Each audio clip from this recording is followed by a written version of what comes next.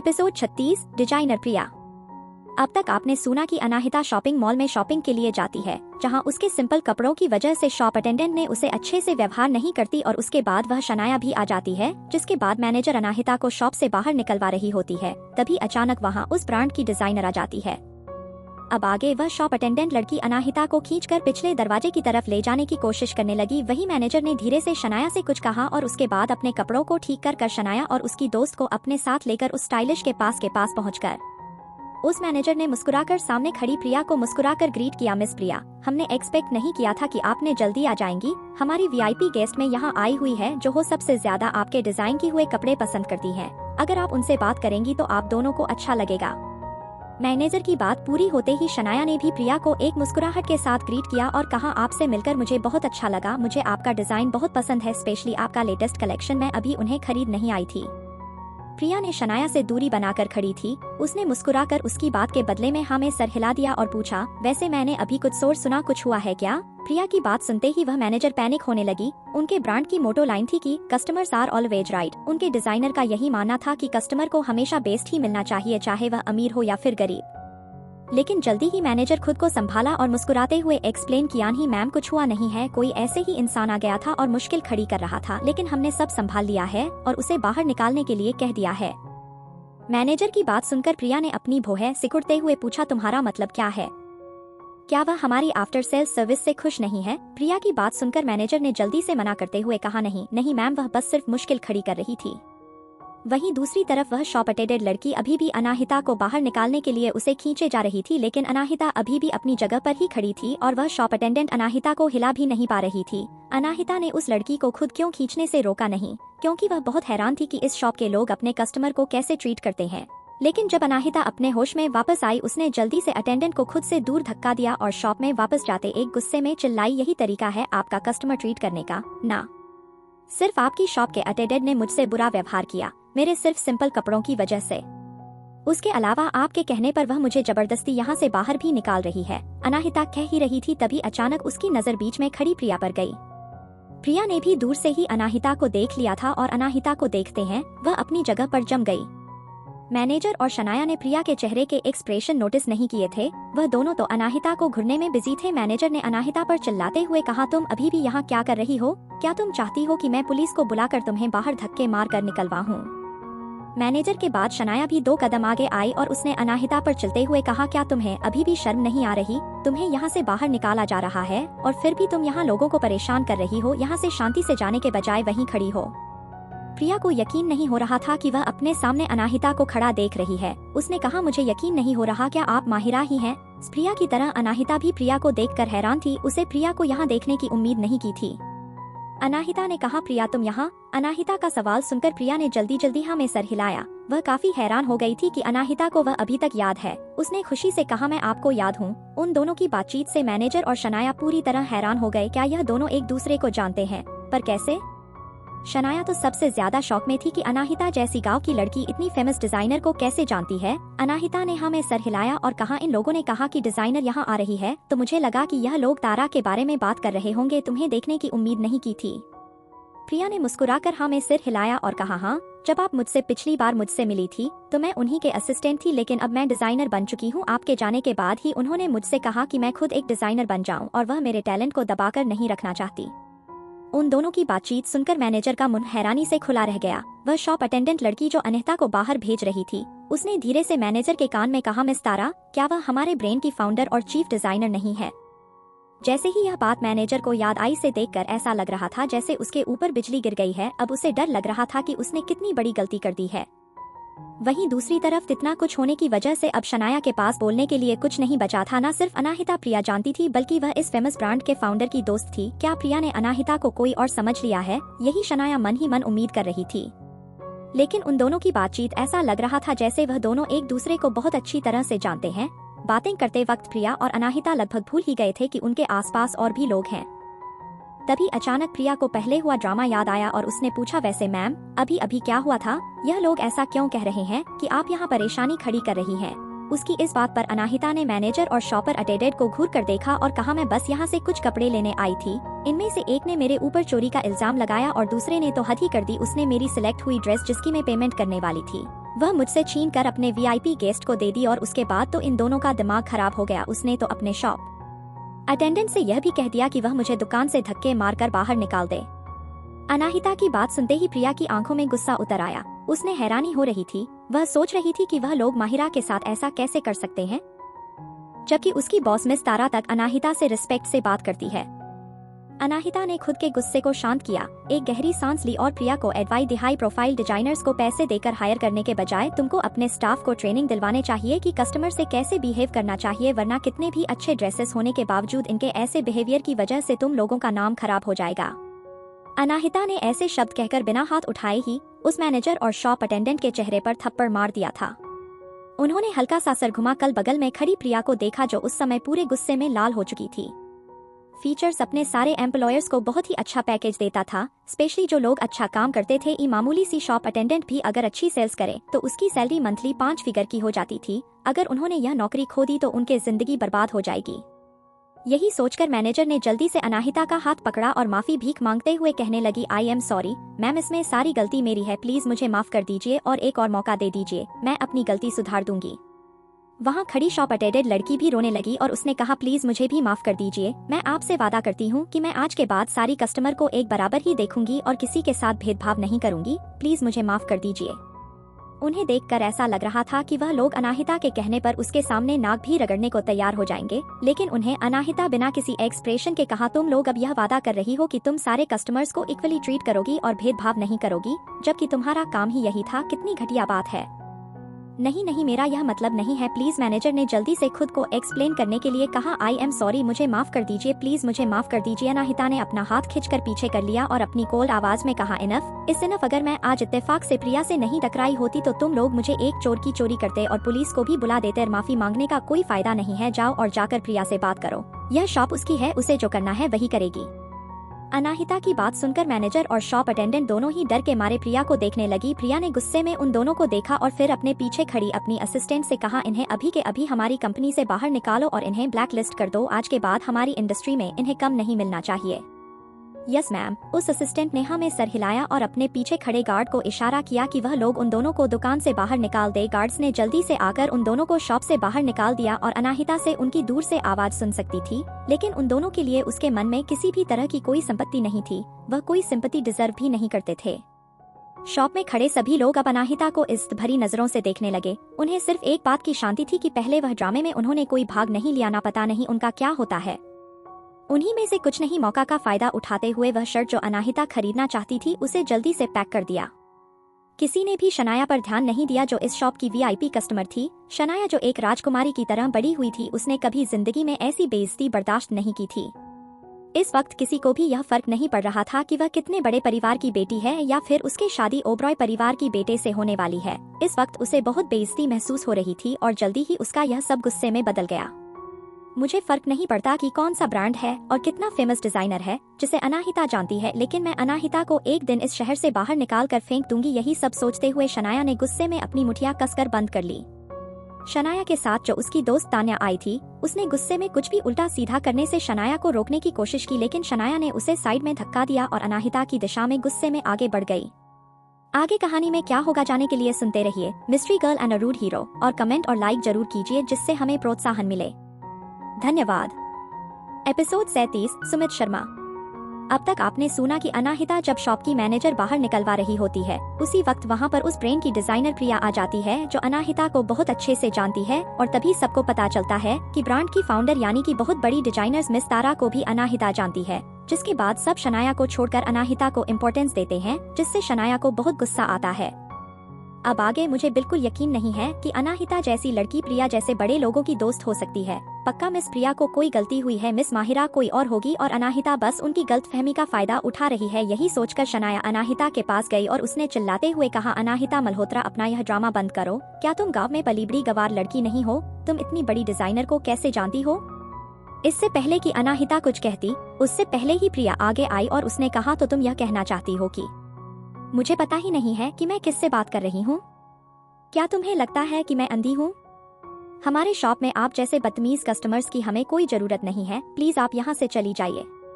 प्रिया की बात सुनकर शनाया ने उसे हैरानी और बेयकीनी से देखा और कहा, तुम्हारी हिम्मत कैसे हुई? क्या तुम्हें पता नहीं है कि मैं चुटकी बजाते ही तुम्हारी कंपनी को बर्बाद कर सकती हूँ? लेकिन शनाया की बातों का प्रिया पर कोई असर नहीं पड़ा और उसे पूरी तरह इग्नोर कर दिया। अपने आप को इस इग्नोर होता देख शनाया एक बार फिर गुस्से में चिल्लाई, तुम्हें तो मैं छोड़ूंगी नहीं। आज जो तुमने किया है ना, उसके लिए तुम्हें पछताना पड़ेगा।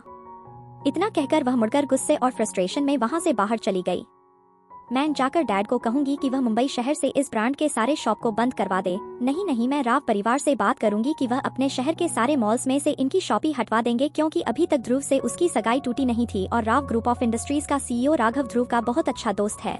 इसलिए उसने अपना बदला लेने के लिए राघव की मदद लेने की सोची। ध्रुव की मंगेतर होने की वजह से राघव उसे हमेशा ही इज्जत से बात करता था, इसलिए उसे पक्का यकीन था कि राघव उसकी मदद जरूर करेगा। टेंशन में शनाया जैसे ही उस शॉप से बाहर निकली, वह जाकर किसी आदमी से टकरा गई। उस आदमी के हाथ में एक कॉफी का कप था और टकराने की वजह से सारी की सारी कॉफी शनाया के ऊपर जा गिरी। कॉफी हल्की गर्म होने की वजह से शनाया को दर्द भी हुआ। शनाया के ऊपर कॉफी गिरते ही उसकी दोस्त तान्या जल्दी से आगे आई और उसने कहा, क्या तुम ठीक हो? फिर उसने मुड़कर सामने खड़े आदमी पर चिल्लाते हुए कहा, क्या तुम अंधे हो?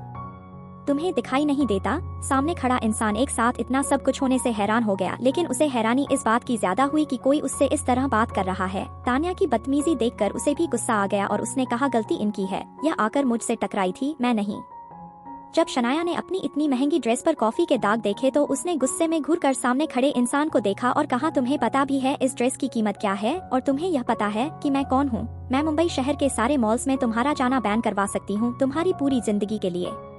सामने खड़ा आदमी जो हमेशा ही मुस्कुराता रहता था, शनाया की बात सुनकर उसे भी गुस्सा आ गया और उसने कहा, और क्या तुम्हें पता है कि मैं कौन हूँ? मैं भी तुम्हें शहर के किसी भी शॉपिंग मॉल में शॉपिंग करने से रोक सकता हूँ। How dare you? शनाया गुस्से में चिल्लाई। उसने सर उठाकर देखा तो जो आदमी उसे टकराया था उसके पीछे एक और आदमी खड़ा था और वह शायद इस मॉल के ही किसी शॉप का मैनेजर था, क्योंकि उसके कोट पर लगी हुई थी। मैनेजर को देखते ही शनाया उसके पास गई और उसने कहा, अभी के अभी इस आदमी को इस शॉपिंग मॉल से धक्के मार कर निकालो। मैं ध्रुव ओबरॉय की मंगेतर हूँ और आपके सीईओ राघव राव मेरे दोस्त हैं। शनाया की बात सुनकर मैनेजर एक पल के लिए हैरान हो गया, फिर उसने सामने खड़े आदमी को देखा और फिर शनाया को देखकर जवाब दिया, आई एम सॉरी मैम, मुझे आपसे कहना होगा कि आप इसी वक्त यह मॉल से बाहर चली जाइए, इससे पहले कि मैं सिक्योरिटी गार्ड को बुलाकर जबरदस्ती आपको बाहर भिजवा हूँ। What the hell? मैं तुम्हारे सीईओ की फ्रेंड हूँ, तुम मेरी बात क्यों नहीं मान रहे हो? शनाया की बात पर मैनेजर ने सामने खड़े आदमी की तरफ इशारा करते हुए कहा, मैम देखिए, मैं नहीं जानता कि आप हमारे सीईओ की दोस्त है या नहीं, लेकिन यह सर रुद्राक्ष सिंघानिया सर के असिस्टेंट सुमित शर्मा है। मैनेजर की बात सुनते ही शनाया की आंखें हैरानी से बड़ी हो गई। रुद्राक्ष सिंघानिया का असिस्टेंट? तभी शनाया को अचानक याद आया कि कैसे उसके डैड रुद्राक्ष की गुड बुक्स में आने के लिए कितने लंबे टाइम से ट्राई कर रहे हैं, लेकिन कोई फायदा नहीं हुआ। उसे यह बात भी याद थी कि उसके डैड ने सुमित को कुछ महंगे गिफ्ट्स भी ऑफर किए थे ताकि सुमित की मदद से वो लोग रुद्राक्ष तक पहुँच पाए। क्या मैंने किसी ऐसे इंसान को ऑफेंड कर दिया जो डैड के लिए बहुत इंपॉर्टेंट थे? यही शनाया ने सोचा। तभी उसकी दोस्त तान्या ने उसके पास आकर धीरे से पूछा, शनाया अब हम क्या करेंगे? यह तो बहुत बड़ी मुसीबत में फंस गए।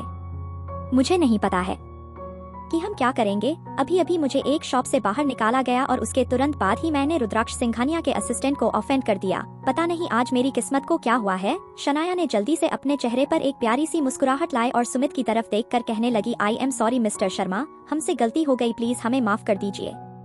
शनाया की माफी सुनकर सुमित ने पहले उसकी ड्रेस पर लगी कॉफी को देखा और कहा, मैं इतनी दूर से यह स्पेशल कॉफी बनवा कर ले आया और देखो यह क्या हो गया तुम्हारी वजह से। क्या तुम्हें पता भी है कि मैं यह कॉफी किसक लिए लाया था? इस वक्त में चेहरे पर गुस्सा दिखाई दे रहा था। सुमित की बात सुनकर शनाया का चेहरा तुरंत पीला पड़ गया। उसे ऐसा लगा कि कहीं सुमित कॉफी रुद्राक्ष के लिए तो नहीं ले जा रहा था।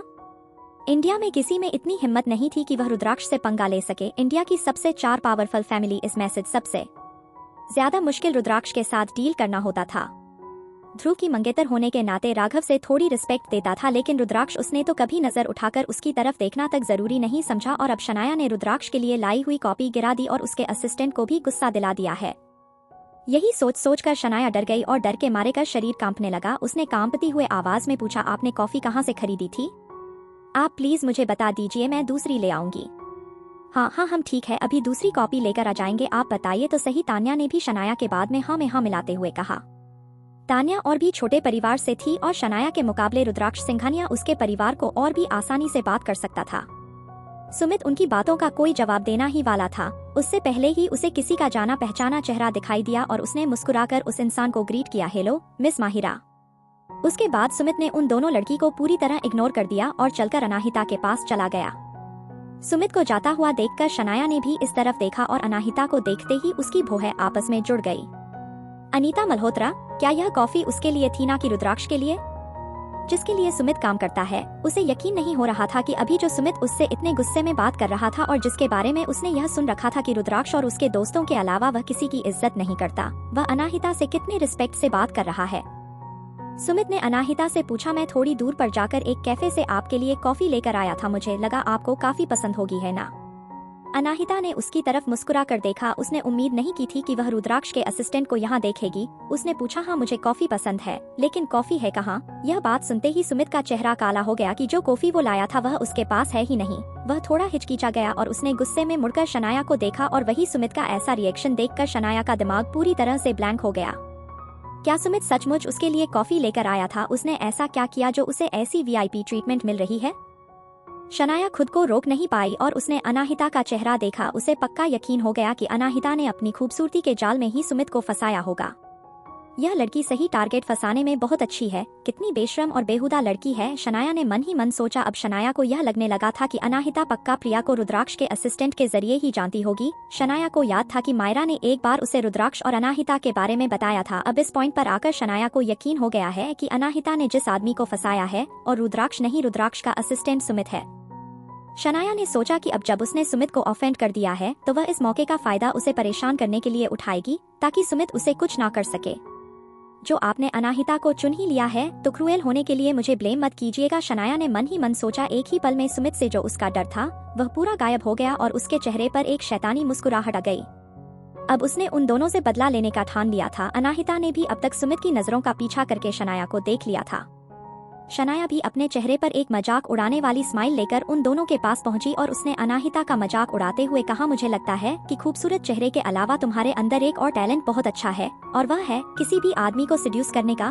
तुम्हारे जैसे गांव की गवार के लिए तो यही एक रास्ता है आगे बढ़ने का और कांग्रेचुलेशन, तुमने इसके बल पर काफी कुछ अचीव भी कर लिया है। शनाया की बकवास बात सुनते ही अनाहिता को गुस्सा आ गया और उसने अपनी भौहें सिकुड़ते हुए कहा, क्या बकवास कर रही हो तुम? अनाहिता के अलावा शनाया की बात सुनकर उसके बगल में खड़े सुमित को भी बहुत गुस्सा आया और उसने शनाया को धमकाते हुए कहा, माइंड योर लैंग्वेज मिस, वरना अपनी इस हरकत के लिए आपको बहुत पछताना पड़ेगा।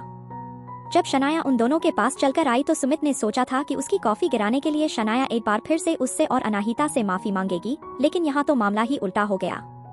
शनाया ने एक डबल स्माइल के साथ सुमित को देखा और पूछा, मिस्टर शर्मा, क्या आपके बॉस को पता है कि आप काम छोड़कर यहाँ इस लड़की के पीछे इस मॉल में घूम रहे हैं? मैं तो आपको सजेस्ट करूंगी कि आप केयरफुल रही है, बिकॉज आग से खेलना अच्छी बात नहीं है और मिस्टर सिंघानिया कोई ऐसे इंसान नहीं है जो एक कामचोर असिस्टेंट को बर्दाश्त करेंगे।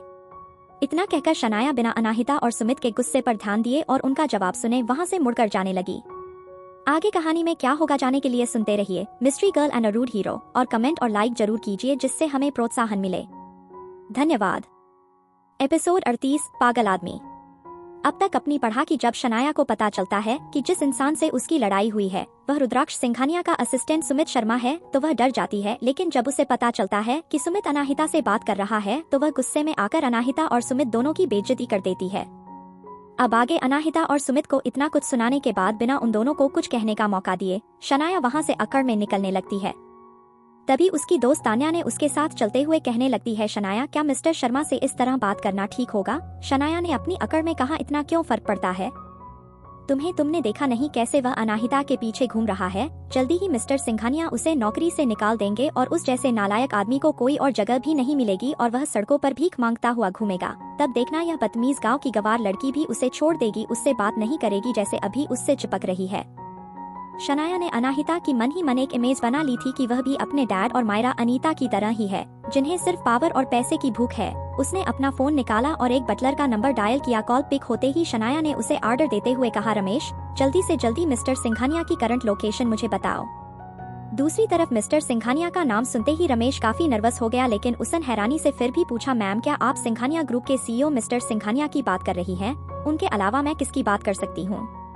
मैं पक्का तो नहीं, लेकिन मुझे लगता है कि इतने बड़े इंसान की लोकेशन पता कर पाना बहुत मुश्किल काम होगा। रमेश की यह बात सुनते ही शनाया के एक्सप्रेशन डार्क हो गए और उसने बहुत तेज चिल्लाते हुए कहा, मुझे फर्क नहीं पड़ता, तुम्हें वह करना होगा जो मैंने तुमसे कहा है। उनकी करंट लोकेशन अभी का अभी बता। लगाकर बताओ वरना तुम अपनी नौकरी को गुड बाय कह देना। इतना कहकर शनाया ने कॉल कट कर दिया। कॉल काटने के बाद दूसरी तरफ खड़ा रमेश कभी अपने फोन को तो कभी ऊपर भगवान की ओर देखता। उसे समझ नहीं आ रहा था कि वह रुद्राक्ष सिंघानिया जैसे इंसान को ट्रैक कैसे करें और कैसे पता लगाएं कि वह इस वक्त कहाँ है। लेकिन शायद भगवान उस पर मेहरबान थे, इसीलिए वक्त अरोड़ा मेंशन में काम करने वाले 2 हाउसकीपर्स की बातें सुनाई दी। इत्तेफाक से अरोड़ा मेंशन में काम करने वाला एक हाउसकीपर ठीक उसी वक्त ध्रुव को गिफ्ट डिलीवर करके लौटा था और वही अपने साथियों से यह बता रहा था कि ध्रुव रुद्राक्ष से मिलने के लिए राघव के विला में गया है। वह नौकर काफी ही बड़बोला था। उसने दूसरे हाउसकीपर से कहा, मुझे तो समझ नहीं आता कि यह बड़े लोग एक दूसरे से मिलकर अपना इतना कीमती टाइम वेस्ट क्यों कहते हैं। मुझे तो पर्सनली ऐसा लगता है कि मिस्टर ओबरॉय को अपने दोस्तों से मिलकर टाइम बर्बाद करने के बजाय मिस शनाया के साथ टाइम स्पेंड करके अपना रिश्ता मजबूत करना चाहिए। जैसे ही रमेश के कानों पर उन दोनों हाउसकीपर की बातें पड़ी, उसके जान में मानो जान आ गई और उसकी आंखों में चमक आ गई।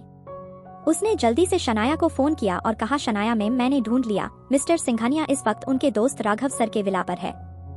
राघव का विला यह सुनकर शनाया के चेहरे पर एक अलग ही चमक आ गई। उसने मुस्कुराते हुए अपने मन में ही सोचा, यह तो और अच्छा हुआ सुमित और अनाहिता राघव के मॉल में ही यह सब तमाशा कर रहे हैं और मुझे ही यहाँ से बाहर निकलवा रहे हैं। मैं राघव और मिस्टर सिंघानिया दोनों के सामने ही उन दोनों की बेइज्जती करूंगी और उनका सच सामने लेकर आऊंगी।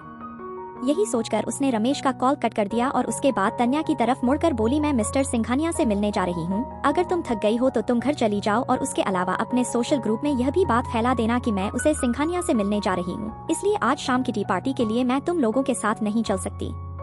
तान्या की बात सुनते ही तान्या अपने हाथ में मसलने लगी, क्योंकि अभी अभी शनाया ने रुद्राक्ष का नाम मेंशन किया था और रुद्राक्ष का नाम सुनते ही तान्या की आंखों में भी चमक आ गई। शनाया की फैमिली ओबरॉय परिवार के काफी नजदीक थी, क्योंकि शनाया की सगाई ओबेरॉय परिवार के बेटे ध्रुव ओबेरॉय से हुई थी, इसीलिए शनाया शहर के सबसे बड़े बड़े मशहूर लोगों से मिलती रहती थी। तान्या भी तो शनाया के साथ इसीलिए रहती थी ताकि शनाया के साथ रहने की वजह से वह उन बड़े और अमीर लोगों से मिल पाए, क्योंकि बिना शनाया के उसका उन लोगों से मिल पाना इम्पॉसिबल था। जितना वो रुद्राक्ष और राघव जैसे हैंडसम लड़कों के बारे में सोच रही थी, उतना ही उसने अपना मन पक्का बना लिया था कि वह शनाया के साथ जरूर जाएगी। इसलिए उसने कहा, मैं तुम्हें इस हालत में अकेले कैसे छोड़ सकती हूँ, मैं तुम्हारे साथ चलूंगी। उसकी बात सुनकर शनाया ने ताक को ऊपर से नीचे तक देखा और कहा, मैं इम्प्रेस हो गई। मुझे हमेशा ही लगता था कि तुम मेरे साथ हो क्योंकि मैं अमीर हूँ, लेकिन मुझे उम्मीद नहीं थी कि तुम मेरे साथ इतनी लॉयल हो। ठीक है, फिर चलो मेरे साथ और हम दोनों मिलकर यह मेक श्योर करेंगे कि उन दोनों इंसानों को मुंबई शहर से निकाल कर बाहर फेंक दिया जाए। बिल्कुल सही, रहम दोनों मिलकर ऐसा करेंगे। तान्या ने एक्साइटमेंट को कंट्रोल करते हुए जल्दी जल्दी हाँ में सर हिलाया और अपने मन में कहा, परफेक्ट, फाइनली मैं मिस्टर सिंघानिया से मिलने जा रही हूँ। मैं खूबसूरती के मामले में शनाया जीती तो अच्छी दिखती हूँ, तो हो सकता है कि मिस्टर सिंघानिया पहली बार मुझे देखते ही मुझसे प्यार करने लगे और प्यार ना सही मगर अट्रैक्ट हो जाए। मैं भले ही सिंघानिया परिवार में शादी ना कर पाऊँ, लेकिन सिर्फ एक रात रुद्राक्ष सिंघानिया के साथ बिता लेना ही मेरे लिए बहुत होगा। मैं हर लड़की का सपना जी लूंगी। शनाया और तान्या दोनों के ही अलग अलग प्लान थे और उन प्लान को पूरा करने के लिए दोनों ही एक साथ राघव के घर के लिए निकल गई। वहीं दूसरी तरफ शनाया की बातों पर अनाहिता को गुस्सा तो बहुत आया, लेकिन उसने पूरी तरह से उसे इग्नोर कर दिया। शनाया के वहां से जाने के बाद अनाहिता ने सुमित को वहां से जाने के लिए और का पीछा न करने के लिए समझा दिया, जो सुमित मान भी गया। सुमित के जाने के बाद अनाहिता ने अपना वक्त प्रिया के साथ शॉपिंग करने में बिताया और शॉपिंग करते वक्त ही उसने अपनी करंट सिचुएशन प्रिया को समझा दी और यह भी कहा कि अनाहिता की आइडेंटिटी वह इस वक्त किसी को ना बताएं। प्रिया भी उसकी बात मान गई और उसने कहा, बिल्कुल जैसा आप कहें, और आपको कभी भी किसी भी तरह की मदद की जरूरत हो तो आप प्लीज मुझे बताइए। मैं यहाँ एक फैशन डिजाइनिंग टीवी शो में पार्ट लेने वाली हूँ, इसलिए मैं कुछ महीनों के लिए इसी देश में हूँ। ऑल राइट, अनाहिता ने कहा। दोनों ने कैफेटेरिया जाकर कुछ लंच किया और एक दूसरे से कुछ बातें कर एक दूसरे को कॉन्टैक्ट डिटेल्स चेंज करने के बाद अपने अपने रास्ते चली गई। बाहर निकलकर अनाहिता एक कैब बुक करने ही वाली थी, उससे पहले ही उसके सामने एक बहुत ही लविश BMW आकर रुकी। गाड़ी का शीशा नीचे हुआ और उसमें से उसे सुमित दिखाई दिया, जिसने हंसते हुए कहा, महिमाहिरा में यहाँ से कैब मिलना आसान बात नहीं है, प्लीज अब मेरे साथ चले, मैं आपको घर छोड़ देता हूँ। सुमित अनाहिता को हंसते हुए देख रहा था और उसने अपने मन में कहा, सर ने मुझे कहा है कि मैं अनाहिता मैम उनके साथ ही रहूं और उसके अलावा मैं उन्हें इस तरह परेशान होते हुए भी नहीं देख सकता। क्या पता वह फ्यूचर मिसेज सिंघानिया हो और रुद्राक्ष सर असिस्टेंट होने के नाते उनकी फ्यूचर वाइफ की केयर करना मेरी जिम्मेदारी है। सुमित को वहां देखकर अनाहिता एक बार फिर चिढ़ गई। उसने अपने कंधे गिराया लिए और वह खुद को पूछने से रोक नहीं पाई, क्या तुम्हारे पास और कोई काम नहीं है, जैसे कि सिंघानिया ग्रुप में कोई और काम? तुम क्यों इस तरह मेरे पीछे पीछे घूम रहे हो? अनाहिता की बात सुनकर सुमित ऑकवर्डली हंसने लगा। उसे इस वक्त खुद पर ही तरस आ रहा था। कल रात ही उसने बैठकर अपने सर का सारा शेड्यूल क्लियर किया था और वह इस वक्त अपना सारा पेंडिंग काम छोड़कर अनाहिता के पीछे घूम रहा था, क्योंकि उसके सर ने उसे ऐसा डाल दिया था अनाहिता को घर छोड़ते ही सबसे पहले वह दौड़कर ऑफिस जाएगा और उसके बाद कम से कम 48 घंटे तक उसे सांस लेने की फुर्सत नहीं मिलेगी। अब अनाहिता को सुमी से ज्यादा बहस करना ठीक नहीं लगा, इसलिए और शांति से जाकर गाड़ी में बैठ गई। लेकिन दोनों की किस्मत खराब थी, जो गाड़ी आधे रास्ते में ही खराब हो गई। गाड़ी से निकलकर रोड पर खड़े होकर वह दोनों एक दूसरे को देखने लगे। वैसे सुमित ने दूसरी गाड़ी तो मंगवा ली थी, लेकिन वहाँ दूसरी गाड़ी पहुँचने में वक्त लगने वाला था। जैसे जैसे टाइम बीत रहा था सुमित को भी गुस्सा आने लगा था, इसलिए उसने धीरे से कहा, मिस माहिरा, गाड़ी आने में तकरीबन आधा एक घंटा और लग जाएगा और यहाँ से कोई टैक्सी भी हमें नहीं मिलने वाली है। मुझे पता है कि राघव सर का घर यहीं आसपास में है, क्यों न हम उनके घर ही चले और उनसे बात करें, वह पक्का हमें यहाँ से जाने के लिए एक गाड़ी दे देंगे। उसकी बात सुनकर एक सेकंड तक अनाहिता ने उसे देखा और एक गहरी सांस लेकर हमें सर हिला दिया। वह एक घंटे तक यहाँ इंतजार नहीं करने वाली थी। उस इलाके में राघव का जो विला था वह एंटीक और मॉडर्न इंटीरियर डिजाइनिंग का परफेक्ट कॉम्बिनेशन था। ब्लैक और व्हाइट कॉम्बिनेशन में बना वह घर बाहर से जितना खूबसूरत दिखता था, अंदर से और भी ज्यादा खूबसूरत था। उसे देखकर लगता था कि कोई इंसान अलग ही दुनिया में आ गया है। रुद्राक्ष और राघव जब तक वहां पहुंचे तब तक संभव ने पहले ही उस इंसान को नीचे बेसमेंट में पहुंचा दिया था। रुद्राक्ष राघव सीधे वही चले गए। अंदर आते समय रुद्राक्ष ने देखा कि एक आदमी वही एक कोने में सिकुड़ कर बैठा हुआ है और पता नहीं धीरे धीरे अपने आप में ही क्या फालतू बकवास किए जा रहा था। उसके बाल और दाढ़ी बड़ी हुई थी, उसके कपड़े पूरी तरह से फट गए थे और उसके शरीर पर कई जगह चोटों के निशान थे और वह काफी कमजोर भी लग रहा था, जैसे उसने कई दिनों से ठीक से खाना न खाया हो। उसे देखकर दूर से उसे भिखारी समझ लेगा। इतना कुछ होने के बावजूद भी रुद्राक्ष ने उस इंसान को तुरंत पहचान लिया। यह आदमी उन्हीं लोगों में से एक था जिसने उस पर हमला किया था। जब संभव ने नोटिस किया कि रुद्राक्ष और राघव आ गए हैं तो उसने अपनी गोल्डन फ्रम का चश्मा ठीक किया और धीमे कदमों के साथ उनके पास आ गया। उस आदमी को देखते हुए राघव ने पूछा, हो क्या रहा है? यही वह आदमी है जिसने अमेरिका में मेरे ऊपर हमला किया था। उस टाइम तो यह किसी इंटरनेशनल कंपनी के सीईओ की तरह दिखता था और अब यह ऐसा दिख रहा है। तुमने चेक तो किया ना, यह वही इंसान है? उसकी बात सुनकर ध्रुव धीरे धीरे हंसने लगा और हंसी कंट्रोल करते हुए उसने कहा, हाँ मैंने चेक किया है, यह वही इंसान है और यह पूरी तरह से पागल हो गया है। इतना कहकर उसने एक नकली चूहा नीचे गिरा दिया। उसने जो नकली चूहा फेंका था वह जाकर संभव के पैर पर गया। संभव ने गुस्से में आकर उससे दूर झटका और कहा, यह आदमी एक सुनसान आइलैंड पर तकरीबन 1 महीने से फंसा हुआ था। एक मछुआरे ने मुझे बताया कि जब यह आदमी उन्हें मिला था उससे पहले इसका सामना एक शार्क से हुआ था। किस्मत इसकी अच्छी थी इसलिए बच गया, मगर उस हादसे ने इसके दिमाग पर बहुत गहरा असर डाला है, इसलिए यह पागल हो गया है। अगर इसी हालत में हम इसे पूछताछ करेंगे तो हमारे हाथ कुछ नहीं आने वाला। अभी हम इस वक्त सिर्फ और सिर्फ मेरे फैमिली के प्राइवेट हॉस्पिटल में इसका इलाज करवा सकते हैं ताकि ठीक होने के बाद यह हमें कुछ इन्फॉर्मेशन दे सके। उसकी बात पर राघव ने चिल्लाते हुए कहा, यह कमीना इंसान हम दोनों की जान लेने वाला था और तुम कह रहे हो कि तुम इसका ट्रीटमेंट कर पाओगे।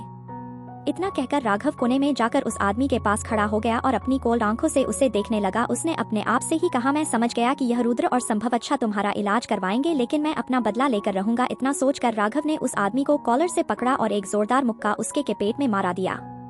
मुक्का इतना तेज था कि तुरंत ही उस आदमी के मुंह से खून निकलने लगा और वह बेहोश हो गया। आगे कहानी में क्या होगा जाने के लिए सुनते रहिए mystery girl and a rude hero और कमेंट और लाइक जरूर कीजिए जिससे हमें प्रोत्साहन मिले। धन्यवाद। एपिसोड 39, सुमित की गर्लफ्रेंड अनाहिता। अब तक आपने सुना कि अनाहिता से बदला लेने के लिए शनाया रुद्राक्ष का पता करती है और रुद्राक्ष से मिलने के लिए निकल जाती है। वहीं दूसरी तरफ आधे रास्ते में गाड़ी खराब होने की वजह से अनाहिता और सुमित भी राघव के विला में आ जाते हैं। यहाँ पर चारों दोस्त पहले से ही है और वही राघव गुस्से में आकर उस आदमी को एक मुक्का मार देता है जिसने उसके ऊपर हमला किया था, जिसके कारण वह आदमी बेहोश हो जाता है। अब आगे राघव के इस एक्शन को किसी को उम्मीद नहीं थी। ध्रुव, संभव, रुद्राक्ष तीनों हैरानी से कभी राघव को देखते तो कभी उस बेहोश पड़े आदमी को। वह लोग राघव के गुस्से को हमेशा से ही जानते थे और यह भी जानते थे कि राघव कुछ भी करने से पहले 2 बार बिल्कुल नहीं सोचता, लेकिन राघव को इस तरह उस आदमी को मारना उनके लिए हैरानी की बात थी। ध्रुव वह पहला था जो अपने होश में आया। उसने ड्रामेटिकली अपने हाथ से ताली बजाई और कहा, वाह वाह, बहुत अच्छा काम किया तुमने। हमने इतने सारे आदमी लगाया, पैसे लगाए, इतना टाइम लगाया सिर्फ और सिर्फ इसे ढूंढने के लिए ताकि हम यह पता कर सके कि कौन तुम लोगों पर हमला कर रहा है, और तुमने इस आदमी को एक पंचिंग बैग की तरह इस्तेमाल किया और मार डाला इसे। रुद्राक्ष का भी चेहरा काला हो चुका था। उसे राघव की इस हरकत पर बहुत गुस्सा आया। उन्हें इस आदमी की जिंदा जरूरत थी। इस आदमी को पकड़ना ही उनके लिए काफी नहीं था, लेकिन इस आदमी को पकड़कर इसके जरिए वह इन सभी खेलों के पीछे के मास्टरमाइंड को पकड़ सकते थे। रुद्राक्ष जल्दी से आगे गया और उसने अपनी उंगली उस आदमी के नाक के आगे रखकर उसकी सांसें चेक की। जब उसने देखा कि वह आदमी अभी भी सांसें ले रहा है, तब जाकर उसने राहत की सांस ली और संभव से कहा, अभी भी जिंदा है, अभी के अभी इसे अपनी फैमिली के प्राइवेट हॉस्पिटल में लेकर जाओ। मैं कर रहा हूँ। संभव ने पहले ही अपना फोन निकाल लिया था और अपने हॉस्पिटल के एम्बुलेंस को बुलवा लिया था। सब कुछ हो जाने के बाद और उस आदमी को हॉस्पिटल भेजने के बाद रुद्राक्ष ने गुस्से में घूरकर राघव को देखा। उसकी आंखों में एक वार्निंग दिखाई दे रही थी कि अगली बार ऐसा किया तो तुम्हारे साथ अच्छा नहीं होगा। राघव ने अपना मुंह लटका लिया। वह सिर्फ उस आदमी को एक सबक सिखाना चाहता था जिसने उसे और उसके दोस्त को मारने की कोशिश की। अपना सर खुजाते हुए राघव ने कहा, मुझे पता है तू गुस्सा है, मगर यह आदमी ने लगभग मुझे मार दिया था और तुझे भी। तुम्हें क्या करता, मैं बस उसे सबक सिखाना चाहता था। उसकी बात सुनकर रुद्राक्ष की भौहें आपस में सिकुड़ गई और उसने कहा, ठीक है, लेकिन अगली बार ऐसा हुआ तो अच्छा नहीं होगा। याद रख मेरी बात, यह इकलौता ऐसा आदमी नहीं है जो हमें मारना चाहता है। इसके पीछे है कोई मास्टरमाइंड जिसे हमें पकड़ना है और उसमें यही आदमी हमारी मदद करेगा। समझ में आई बात? हमेशा मस्ती मजाक करने वाला ध्रुव भी अब सीरियस हो गया और उसने कहा, रुद्र बिल्कुल ठीक कर रहा है। यह आदमी सिर्फ एक प्यादा है। हमारा मेन टारगेट्स के बॉस को पकड़ना है, इसलिए गुस्से में इम्पल्सिव बिहेव करने से कुछ नहीं होगा। हमें शांति से काम लेना होगा। अपना गुस्सा कम करने के लिए जाओ, जाकर ड्रिंक करो। उसकी बात सुनकर राघव ने उसे घूर कर देखा जैसे वह आंखों से ही ध्रुव का खून कर देगा। लेकिन ठीक उसी वक्त एक बॉडीगार्ड ने डोर पर नॉक करते हुए कहा, सर एक मेहमान आया है आपसे मिलने के लिए और वह राघव सर से मिलना चाहते हैं। बॉडीगार्ड की बात सुनकर राघव ने संभव को देखा और पूछा, क्या उस आदमी को यहाँ लाते वक्त तुम पकड़े गए थे या फिर किसी ने देख लिया था? राघव को सवाल सुनकर संभव ने तुरंत मना करते हुए कहा, ऐसा होना इम्पॉसिबल है। मैं ध्रुव नहीं हूँ जो इतनी छोटी छोटी गलतियाँ करूंगा। उसकी बात सुनते ही ध्रुव ऑफेंडेड हो गया और उसने कहा, हेलो मिस्टर संभव राठौर, आप अपनी जबान को लगाम दे। आप जानते भी हैं आप किसके बारे में क्या बात कर रहे हैं? उसकी बात सुनकर संभव ने कहा, हाँ मैं जानता हूँ मैं किसके बारे में बात कर रहा हूँ। मैं एक ऐसे इंसान की बेइज्जती कर रहा हूँ जो अभी अभी मेरे मजाक सुनकर बच्चों की तरह चिढ़, इससे पहले कि वह दोनों फिर से किसी भी फालतू की झगड़े में उलझ जाते। उन्हें रुद्राक्ष की तेज और कड़क आवाज सुनाई दी, बस करो।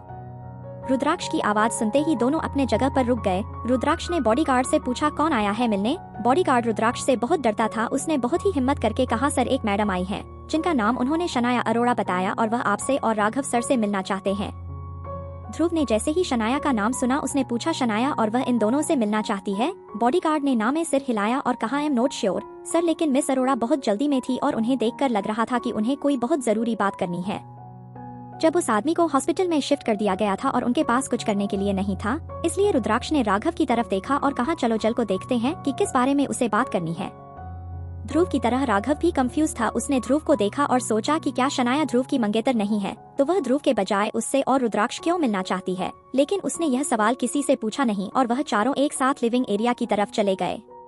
लिविंग रूम में शनाया और तान्या उन चारों का इंतजार कर रहे थे। जब चारों लोग वहां पहुंचे तो शनाया ने सबसे पहले नोटिस किया कि उसे वहां देखकर ध्रुव खुश नहीं है। उसने उम्मीद नहीं की थी कि वह ध्रुव को वहां देखेगी। ध्रुव देखते ही उसकी सारी बेचैनी गायब हो गई और अब उसे डर लगने लगा। अब वह रमेश को कोस रही थी कि उसने यह नहीं बताया कि यहाँ पर रुद्राक्ष राघव के अलावा ध्रुव भी होगा।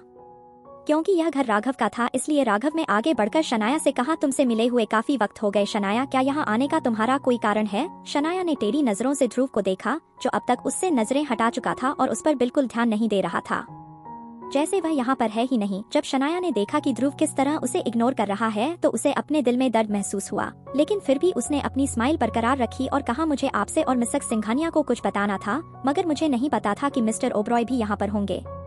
तभी ध्रुव ने कहा, क्यों, क्या मुझे यहाँ आना अलाउड नहीं है या फिर मेरे यहाँ होने की वजह से तुम अपना काम पूरा नहीं कर पाओगी जिसकी वजह से तुम्हें यहाँ आई थी? ध्रुव को इस वक्त शनाया पर बहुत गुस्सा आ रहा था। उस डॉग वाले इंसिडेंट के बाद से ही ध्रुव शनाया को नापसंद करने लगा था और जब यहाँ शनाया अचानक से आ गई है तो उसे उसके इंटेंशंस पर शक हो रहा है। उसने ठान लिया था कि वह अपने भाई जैसे दोस्तों को इस मैनिपुलेटेड और घमंडी लड़की से दूर रखेगा, लेकिन ध्रुव की बातों का शनाया ने दूसरा ही मतलब निकाल लिया। उसे यह गलतफहमी हो गई कि शनाया यहाँ रुद्राक्ष और राघव से मिलने आई है। इस बात को लेकर ध्रुव को जलन हो रही है। उनकी शादी सिर्फ एक कॉन्ट्रैक्ट मैरिज थी जो बिजनेस की वजह से की जा रही थी, लेकिन शनाया हमेशा से ही ध्रुव को बहुत पसंद करती थी और इस शादी से काफी खुश थी, जबकि ध्रुव के मामले में ऐसा बिल्कुल नहीं था। वह यहाँ ध्रुव की मंगेतर होने के नाते और ध्रुव की मंगेतर होने की वजह से आकर अनाहिता की कंप्लेंट करने आई थी, लेकिन अब वह ऐसा नहीं कर सकती थी क्योंकि ध्रुव यहाँ था। इसलिए उसने अपनी अगली चाल चलते हुए जल्दी से कहा, नहीं तुम्हारे यहाँ होने से मुझे कोई प्रॉब्लम नहीं है, लेकिन बात सिर्फ इतनी सी है कि यह मामला सिर्फ मिस्टर सिंघानिया और मिस्टर राव से जुड़ा हुआ है। रुद्राक्ष वही एक सोफे पर बैठा हुआ था और उसके चेहरे पर कोई एक्सप्रेशन नहीं थे। वह अपने फोन में ईमेल चेक कर रहा था और उसके चेहरे से तब पता चल रहा था कि उन लोगों की बातों में पड़ने का उसका कोई मूड नहीं।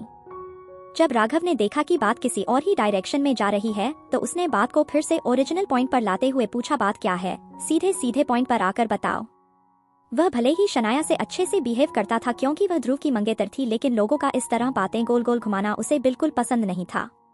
शनाया भी समझ गई कि बात जल्दी खत्म करने हैं, मैं ही उसकी भलाई है, इसलिए उसने कहा आज मैं मिस्टर राव के शॉपिंग मॉल में गई थी और मैंने वहाँ मिस्टर सिंघानिया के असिस्टेंट को देखा। मिस्टर सुमित और उनकी गर्लफ्रेंड आपके मॉल में प्रॉब्लम खड़ी कर रहे थे। मैं कोई चीज खरीदना चाहती थी लेकिन उन्होंने मुझे वह चीज खरीदने भी नहीं दी और जबरदस्ती मुझे मॉल से निकलवा भी दिया। रुद्राक्ष जो अब तक उसकी बातों पर बिल्कुल ध्यान नहीं दे रहा था, जब उसने देखा कि इस पूरी बात में उसका असिस्टेंट भी शामिल है तो उसने शनाया को देखा और पूछा क्या तुमने कहा कि सुमित की गर्लफ्रेंड? रुद्राक्ष हमेशा से ही जानता था कि सुमित को लड़कियों में नहीं बल्कि लड़कों में इंटरेस्ट है, लेकिन फिर भी वह खुश हो गया क्योंकि अब अगर सुमित की गर्लफ्रेंड बन जाएगी तो सुमित की मोम को उसकी लव लाइफ की चिंता नहीं होगी और वह बार बार आकर रुद्राक्ष से यह रिक्वेस्ट नहीं करेंगे कि वह सुमित को समझाएं ताकि सुमित शादी कर ले। जब शनाया ने देखा कि रुद्राक्ष भी उसकी बातों पर ध्यान दे रहा है तो उसने लड़की की आइडेंटिटी बताते हुए कहा हाँ सर बिल्कुल ऐसा ही, आप उस लड़की को पक्का जानते होंगे, मिस्टर सिंघानिया, उसका नाम अनाहिता है, वह मल्होत्रा परिवार की खोई हुई बेटी जो कुछ दिन पहले वापस लौटी है। क्या क्या? एक साथ राघव रुद्राक्ष ने हैरानी से कहा और अपनी जगह पर खड़े हो गए। ध्रुव डॉट कनेक्ट नहीं कर पा रहा था और समझ नहीं पा रहा था कि अनाहिता कौन है, इसलिए वह कंफ्यूज होकर उन दो हैरान लोगों को देखने लगा। ध्रुव ही नहीं बल्कि इस तरह के रिएक्शन से शनाया भी काफी हैरान हो गई और डर के मारे 2 कदम पीछे हो गई थी। उसे समझ नहीं आ रहा था कि इन दोनों को अचानक हुआ क्या, लेकिन फिर उसने यह मान लिया कि वह लोग सुमित के ऐसे व्यवहार से खुश नहीं है और गुस्से में है। और इसी बात पर भरोसा करते हुए उसने एक कहानी बनाई और सबको सुनाते हुए कहा मिस्टर सिंघानिया आपका असिस्टेंट काफी एरोगेंट है और उसकी गर्लफ्रेंड भी, उसने बहुत ही ज्यादा घमंड है। उसने तो आपके नाम का इस्तेमाल करके वह कपड़े मुझसे छीन लिए जो मैं खरीदना चाहती थी और मुझे दुकान से भी बाहर निकलवा दिया। आप ऐसे लोगों को अपने साथ नहीं रख सकते, वह लोग आपके नाम का गलत फायदा उठा रहे हैं। जैसे ही शनाया ने अपनी बात पूरी की उसे अपने ऊपर किसी की जलती हुई निगाहें महसूस हुई। उसने सर उठाकर देखा तो राघव और रुद्राक्ष दोनों ही आंखों में ढेर सारा गुस्सा लिए उसी की तरफ घूर घूर कर देख रहे थे। वह दोनों ही कोई आम इंसान नहीं है, राघव जो इंडिया का सोल्जर रह चुका था और रुद्राक्ष जो कई सालों से टॉप बिजनेसमैन है। उनकी ऐसी नजरें महसूस करके शनाया को अपने पैर कमजोर होते हुए महसूस होने लगे। उसने सपोर्ट के लिए अपनी बगल में खड़ी तान्या का हाथ पकड़ लिया और बहुत हिम्मत करके टूटी फूटी आवाज में पूछा क्या क्या कोई बात है मिस्टर सिंघानिया? मैं सच कह रही हूँ, मैंने पूरी बात सच ही बताई है, आपको मेरी बात पर भरोसा करना होगा। रुद्राक्ष अपने चेहरे पर गुस्सा और आंखों में आग लिए उसे देख रहा था, जैसे वह अभी इसी वक्त शनाया को जलाकर रख कर देगा। राघव भी रुद्राक्ष की तरह ही शनाया को देख रहा था, लेकिन वह हमेशा से ही एक स्ट्रेट फॉरवर्ड प्रसन्न था, इसलिए शनाया की बात पूरी होती ही उसने पूछा तुमने कहा कि अनाहिता ने तुमसे वह कपड़े छीन लिए जो तुम खरीदने वाली थी? शनाया ने हाँ में सर हिलाया और कहा हाँ बिल्कुल। उसकी बात सुनकर राघव के चेहरे पर एक सरकास्टिक स्माइल आ गई और उसने कहा तो इसमें तुम्हारी गलती है, तुम यह वह कपड़े लेना ही नहीं चाहिए थे जो उसे पसंद आए थे। वह शॉपिंग मॉल मेरा है और मैंने कहा है कि अनाहिता उस मॉल से जो चाहे बिना पैसे दिए ले जा सकती है, वह पूरा माल उसका है। राघव की बात सुनते ही शनाया शॉक में चली गई। आगे करने में क्या होगा जाने के लिए सुनते रहिए mystery girl and a rude hero और कमेंट और लाइक जरूर कीजिए जिससे हमें प्रोत्साहन मिले। धन्यवाद। एपिसोड 40 शनाया की एक्टिंग। अब तक आपने पढ़ा कि राघव के घर पर पहुंचकर शनाया राघव और रुद्राक्ष से मिलती है और उन्हें सुमित की गर्लफ्रेंड के बारे में गलत सारी बातें बताती है, लेकिन जब शनाया अनाहिता को राघव की गर्लफ्रेंड कहती है तो दोनों हैरान हो जाते हैं और गुस्से में शनाया को देखने लगते हैं। अब आगे शनाया को ऐसा लग रहा था जैसे उसके कान खराब हो गए हैं। उसने हैरानी से पूछा आप अभी आपने क्या कहा? उसकी बात सुनने के बाद राघव ने अपने दोनों हाथ अपने पॉकेट में रखे और शांति से जवाब दिया मैंने कहा कि मेरे मॉल से जो चाहे वह अनाहिता ले सकती है, कोई उसके रास्ते में नहीं आएगा। लेकिन तुमने न सिर्फ वह चीज लेने की कोशिश की जो उसे पसंद आई, बल्कि तुमने उसके बारे में उल्टा सीधा भी बोला। भले ही राघव हमेशा शांत रहता था, लेकिन जब वह गुस्सा हो तो वह रुद्राक्ष से भी ज्यादा खतरनाक दिखाई देने लगता था और इस वक्त राघव के आसपास जो खतरनाक ऑरा मौजूद था उससे ऐसा लग रहा था जैसे शनाया दम घुट रहा हो। वह कांपने लगी, उसे समझ नहीं आ रहा था कि यह हो क्या रहा है। वह यहाँ सबको यह बताने आई थी कि अनाहिता ने उसके साथ कितना बुरा किया, लेकिन इस वक्त राघव उसे ऐसे क्यों देख रहा है जैसे इस पूरी कहानी में वह विलन है। वहीं दूसरी तरफ तान्या का भी चेहरा डर के मारे पीला पड़ गया था और अब उसे इस बात पर पछतावा हो रहा था कि वह क्यों यहाँ शनाया के खिलाफ बोलने के लिए आ गई। उसने अपने मन में ही कहा मैं क्यों यहाँ शनाया के पीछे पीछे अपने फायदे के लिए आ गई, मुझे बाकियों के साथ ही पार्टी के लिए चले जाना चाहिए था। मैं सोच क्या रही थी रुद्राक्ष के साथ रात बिताना। उसका इतना खतरनाक रूप देखकर मैं उसकी तरफ नजर भी नहीं मिला पा रही हूँ। कोई भी इंसान उससे डरे बिना नहीं रह सकता और मैं उससे देखकर ही डर के मारे कांप रही हूँ।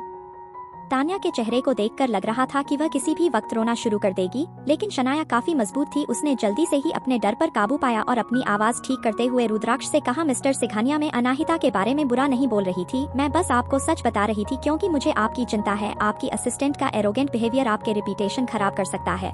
अपनी रेपुटेशन बचाने के लिए आपको उसके बारे में कुछ करना चाहिए। रुद्राक्ष अभी भी उसी गुस्से में घूर रहा था। उसे समझ नहीं आ रहा था कि यह शनाया अनाहिता को समझती क्या है। वह भले ही अनाहिता को अच्छे से नहीं जानता था, लेकिन शनाया के मुंह से निकले किसी भी शब्द पर उसे रत्ती भर भी भरोसा नहीं था। अगर शनाया ध्रुव की मंगेतर ना होती तो वो इसी वक्त नौकरों के हाथों उसे धक्के मारकर बाहर निकलवा देता, लेकिन रुद्राक्ष ने अपने गुस्से को कंट्रोल किया और अपनी कोल्ड आवाज में कहा, एक बात मैं आपसे क्लियर कर देता हूँ मिस अरोड़ा, मेरी या फिर मेरी लोगों को के मामले में कोई दखल दे यह मुझे बिल्कुल पसंद नहीं, तुम पर ही। शनाया का चेहरा सफेद पड़ गया। उसने कुछ कहने के लिए अपना मुंह खोला, लेकिन उसके मुंह से शब्द ही बाहर नहीं आए। उसका दिमाग पूरी तरह से ब्लैंक हो चुका था। उसने कभी सपने में भी नहीं सोचा था कि ऐसा दिन भी आएगा। कोई भी उसकी बातों पर भरोसा ही नहीं कर रहा है। उसे समझ नहीं आ रहा था कि रुद्राक्ष को अपने असिस्टेंट पर इतना भरोसा क्यों है। उसे यह नहीं पता था कि रुद्राक्ष को अपने असिस्टेंट से ज्यादा अनाहिता पर भरोसा है। उसे ऐसा लग रहा था कि यहाँ आने के बजाय उसे किसी को पैसे देकर अनाहिता को मारने के लिए कहना चाहिए था। इस वक्त उसे अंदर ही अंदर बहुत गुस्सा आ रहा था। उसने सोचा भी नहीं था कि चीजें इस तरह से हो जाएंगी। आज से पहले आज तक पूरी जिंदगी में उसकी बेइज्जती इतनी कभी नहीं हुई थी। वह बचने के लिए कोई बहाना ढूंढ रही थी, तभी उसकी नजर बगल में बड़े ध्रुव पर पड़ी और उसे बचने के लिए एक नई उम्मीद मिल गई। उसे लगा कि जरूर ध्रुव उसकी साइड लेगा, इसलिए उसने अपनी आंखों में आंसू लेकर एक बहुत ही उदास चेहरा बनाया और बहुत धीमी आवाज में ध्रुव से कहने लगी, मिस्टर ओब्रॉय, मैं नहीं जानती थी कि मिस्टर राव और अनाहिता दोस्त है। आई एम सॉरी, अगली बार जब वह शॉपिंग करने जाएगी या फिर वह कहीं भी होगी मैं उसके रास्ते में नहीं आऊंगी। प्लीज आप मुझ पर गुस्सा मत होइए। जब बात एक्टिंग करने की हो तो शनाया के मासूम चेहरे और उसकी बातों से और उसके चेहरे से कोई भी धोखा खा सकता था, और वही ध्रुव के साथ भी हुआ। उसने अपने मन में कहा, शनाया अभी भी मेरी मंगेतर है, और उसके अलावा अगर जो उसने कहा वह सही है तो टेक्निकल उसने कुछ गलत नहीं किया, और बिना कुछ गलत किए इस तरह उसे बाहर निकालना और बेइज्जत करना बिल्कुल ठीक नहीं था। वह भले ही नाम की ही सही मगर मेरी मंगेतर है, और इस बार गलत उसके साथ हुआ है। उसे वह कपड़े भी वापस देने पड़े जो उसे चाहिए थे, क्योंकि कोई और उसे खरीद रहा था। वह यहाँ सिर्फ मेरे दोस्तों को आगाह करने आई थी, मगर वह लोग इसे घर से निकालेंगे तो मेरी रेपुटेशन पर भी असर होगा, क्योंकि अभी तक मैंने सगाई ऑफिशियल ही नहीं तोड़ी है। यही सब सोचकर ध्रुव एक्सप्रेशन सॉफ्ट हो गए और उसने राघव और रुद्राक्ष को देखकर कहा, कम ऑन गाइस, छोड़ो इस बात को यहीं पर। तभी राघव के घर का एक हाउसकीपर दौड़ता हुआ अंदर आया और उसने कहा, राघव सर, यहाँ पर बाहर 2 मेहमान आए हैं और वह आपकी गाड़ियों में से एक गाड़ी बोरो करना चाहते हैं। शनाया के आने से राघव का मूड पहले ही खराब हो चुका था, और जब उसे पता चला कि और मेहमान आए हैं जो उसकी गाड़ी बोरो करना चाहते हैं तो उसका दिमाग और खराब हो गया। उसने चिल्लाते हुए कहा, कौन आया इस वक्त? उस हाउसकीपर ने डरते हुए रुद्राक्ष को देखा और फिर कहा, वह रुद्राक्ष सर, असिस्टेंट सुमित सर आए हुए हैं। सुमित? राघव ने रुद्राक्ष की तरफ देखकर पूछा, क्या तुमने उसे इंस्ट्रक्शंस नहीं दिए थे कि वह अनाहिता के साथ रहे, तो वह यहाँ पर मेरी गाड़ी क्यों लेने आया है? हाउसकीपर की बात सुनकर रुद्राक्ष भी कंफ्यूज था, और उसके कंफ्यूज एक्सप्रेशन देखकर राघव समझ गया कि रुद्राक्ष से सवाल करने का कोई फायदा नहीं है, इसलिए उसने हाउसकीपर को देखकर कहा, उन्हें अंदर ले आओ। ठीक है सर, कहकर वह हाउसकीपर बाहर चला गया और कुछ ही मिनट में 2 मेहमानों के साथ अंदर आया। राघव की नजर सबसे पहले सुमित और उसके बाद उसके पीछे आ रही अनाहिता पर पड़ी, और अनाहिता को देखते ही वह हैरान हो गया। उसने कभी उम्मीद नहीं की थी कि अनाहिता यहाँ आएगी, लेकिन अनाहिता को देखते ही उसके चेहरे पर एक बड़ी सी स्माइल आ गई और उसने अनाहिता के पास जाते हुए कहा, अनाहिता तुम यहाँ कैसे? क्या तुम यहाँ मुझसे मिलने आई हो? लेकिन अनाहिता तो राघव के इंटीरियर डिजाइन को ही देखने में बिजी थी। इतने सालों से इंडिया से बाहर रहने की वजह से इंडियन आकृतियों से लगभग अनाहिता का नाटक टूट सा गया था, लेकिन राघव का घर उसके लिए एक ऐसी जगह थी जहाँ वह हमेशा से रहना चाहती थी। वह अभी राघव के घर को देखकर मन ही मन उसकी तारीफ कर ही रही थी। तभी राघव की आवाज से उसका ध्यान टूटा तो उसने राघव और फिर लिविंग हॉल में खड़े बाकी सभी लोगों को देखा। लेकिन जैसे ही अनाहिता ने ध्रुव के बगल में खड़ी शनाया को देखा, उसके चेहरे एक्सप्रेशन सख्त हो गए। उसे समझ नहीं आ रहा था कि शनाया यहाँ क्या कर रही है। उससे शनाया और मायरा दोनों एक ही जैसे लगती थी, जो हमेशा ही उसके लिए परेशानियां खड़ी करती रहती थी, लेकिन इस टाइम उसने उसे इग्नोर करने का फैसला किया और शनाया पर से अपनी नजरें हटा ली और राघव को अपने यहाँ आने का रीजन एक्सप्लेन करने लगी। हमारी कार यही पास में खराब हो गई थी, तो मिस्टर सिंघानिया के असिस्टेंट मिस्टर सुमित ने कहा कि हम यहाँ से घर जाने के लिए आपकी एक कार बोरो कर सकते हैं, अगर आपको इसमें कोई प्रॉब्लम ना हो तो। बिल्कुल नहीं, मुझे क्यों प्रॉब्लम होगी? तुम कौन सी गाड़ी लेना चाहोगे? तुम चलो गैराज में अपनी पसंद की एक गाड़ी चूज कर लो। अचानक से ही राघव बहुत ज्यादा ही दयालु हो गया था। उससे देखकर लगी नहीं रहा था कि वह राघव ही है। अपनी बात पूरी करके वह साइड हट गया और उन्हें गैराज तक ले जाने लगा। राघव के साइड हटने के बाद अनाहिता को शनाया ने देखा। पहले अनाहिता का नाम सुनकर वह हैरान हो गई थी, लेकिन उसे नहीं लगा था कि वह अनाहित से राघव अच्छी तरह बात करेगा। लेकिन अनाहिता का चेहरा देखते ही गुस्से की वजह से उसने अपने दांतों को पीस लिया। लेकिन तभी उसके दिमाग में एक और ख्याल आया कि अच्छा हुआ जो अनाहिता यहाँ आ गई। अब जब ध्रुव उसकी साइड है और उसकी मदद कर रहा है तो उसके साथ गलत व्यवहार करने के लिए ध्रुवा अनाहिता को सबक सिखाएगा। यही सोचकर शनाया ने एक मासूम सा चेहरा बनाया और ध्रुव को देखकर अनाहिता की तरफ इशारा करते हुए कहा, मिस्टर ओबरॉय, यही वह लड़की है जिसने मेरे कपड़े चुरा लिए और तो और मुझे जॉब से धक्के मारकर बाहर भी निकलवा दिया। सुमित या फिर राघव किससे बात कर रहे हैं? बात में ध्रुव को जरा सी भी इंटरेस्ट नहीं था, इसलिए वह दूसरी तरफ देख रहा था। लेकिन जब आखिर में शनाया ने उसे कहा तो मजबूरी में उसे उस तरफ देखना पड़ा। लेकिन जैसे ही उसने अनाहिता का चेहरा देखा उसने अनाहिता को पहचान लिया और हैरानी से उसकी आंखें बड़ी हो गई। यह तो वही लड़की थी, उसके सपनों की रानी। शनाया विकट का रोल प्ले करने में इतना गुम हो गई थी कि उसने ध्रुव के एक्सप्रेशन और उसकी आंखों की चमक देखी ही नहीं और अपनी एक्टिंग जारी रखते हुए कहा, देखिए यही है वह चालाक और गंदी लड़की, प्लीज मुझे इससे बचा लीजिए। इतना कहकर उसने ध्रुव का हाथ पकड़ लिया। तब जाकर ध्रुव अपने होश में आया और उसे समझ में आया कि इतनी देर से जिस लड़की के बारे में शनाया बकवास कर रही थी वह अनाहिता है। और यह समझ में आते ही उसकी आंखें गुस्से से भर गई और उसने चिल्लाते हुए कहा, चुप हो जाओ, और शनाया का हाथ झटक दिया। ध्रुव के इस तरह हाथ झटकने और चिल्लाने से शनाया हैरान होकर 2 कदम पीछे हट गई। उसे समझ नहीं आ रहा था कि अचानक ध्रुव हो क्या गया। लेकिन ध्रुव ने अपना एक भी सेकंड शनाया पर बर्बाद नहीं किया और डायरेक्ट अनाहिता के पास जाकर मुस्कुराकर खुद को इंटरव्यूज करते हुए कहा, हाय, क्या मैं आपको याद हूँ? हम एक बार आपके घर पर मिले थे और आपको याद है मैं ही वह था जिसने आपको उस कुत्ते से बचाया था। ध्रुव को अनाहिता के साथ इतना मुस्कुरा कर बात करता देख शनाया का चेहरा पीला पड़ गया। वही ध्रुव की बात सुनकर अनाहिता कंफ्यूज हो गई और थोड़ा सा सर झुकाकर सोचने लगी। लेकिन तभी अचानक उसे कुछ याद आया और उसने शांति से कहा, ओ आप। दूर से शनाया घूरकर उन दोनों को देख रही थी। वह बता सकती थी कि ध्रुव अनाहिता के सामने अपना इंप्रेशन अच्छा बनाना चाहता है। जब बात लड़कियों को इम्प्रेस करने की हो तो ध्रुव अपनी मीठी मीठी बातों से हमेशा ही उन्हें इम्प्रेस कर देता था। लेकिन आज पहली बार शनाया ने ध्रुव को किसी लड़की के आगे इस तरह झुकता हुआ देखा था, इसलिए अब उसे कुछ गड़बड़ लगने लगी थी। वहीं दूसरी तरफ खड़ा रुद्राक्ष भी पूरी तरह से चिढ़ चुका था। यहाँ अनाहिता सबको जानती थी और सबसे बात कर रही थी सिवाय उसके, इसलिए उसने अपना गला साफ किया और सुमित को देखकर पूछा, तुम दोनों यहाँ क्या कर रहे हो? क्या शॉपिंग मॉल में कुछ हुआ था? रुद्राक्ष की बात सुनकर सुमित ने घुरकर शनाया को देखा। उसे अभी तक शनाया की कही हुई एक एक बात याद थी और वह इस वक्त भी शनाया को देखकर बहुत गुस्से में था। उसने अपनी गुस्से भरी और धीमी आवाज में जो कुछ भी मॉल में हुआ एक एक बात सच सच और सही सही सबको बता दी। आगे कहानी में क्या होगा जाने के लिए सुनते रहिए mystery girl and a rude hero, और कमेंट और लाइक जरूर कीजिए जिससे हमें प्रोत्साहन मिले। धन्यवाद।